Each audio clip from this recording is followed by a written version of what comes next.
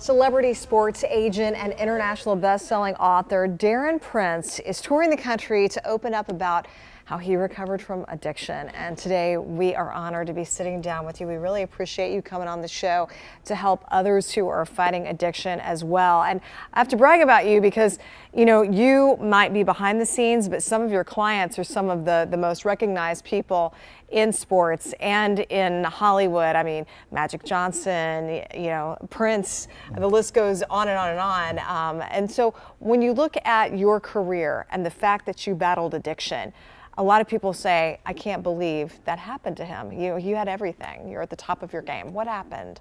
Everything, exactly. I like to say that it doesn't matter if you're from Yale or jail or Park Avenue or Park Bench.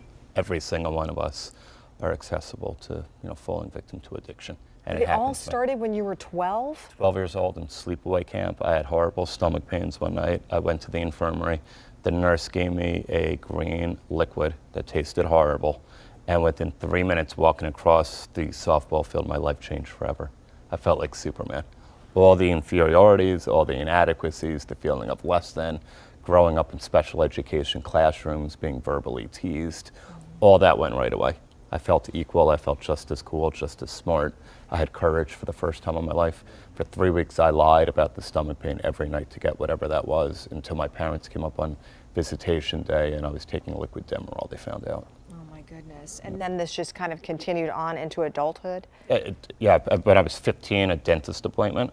1 in 3 kids that go to a dentist appointment now and get opiates will become addicts. I was one of those 3. Came right back again, and then I just chased it. Then it was on. It was drugs, alcohol, you name it. Eventually, when I became an agent, I got rid of all the illegal drugs in my life and severe back pain. Sciatica, going to doctors, getting all the opiates that I needed, and that was it. And for a long time it worked. I tell people it was living to use, and then eventually it was using to live. What was the turning point for you? July 2nd, 2008, the greatest day of my life. What I thought was the worst turned out to be the best. I was so sick and tired of being sick and tired. I fell to my knees in my apartment in New York City, praying, begging, shaking, trembling to God with every fiber of my soul to take these chains off. I can't live the double life anymore.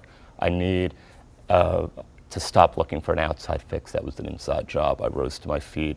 I flushed the last of my opiates. I wound up in a 12-step meeting an hour later in New York City. That was it. Amazing. So inspirational. You write about all this in your new book, Aiming High, which just came out last month. If people need help, where can they go? Banyan Treatment Center. I'm a rep for them, and they have 11 properties. They're amazing. They can call me directly at 888-6-DARREN, D-A-R-R-E-N. We're offering scholarships for people that can't afford it.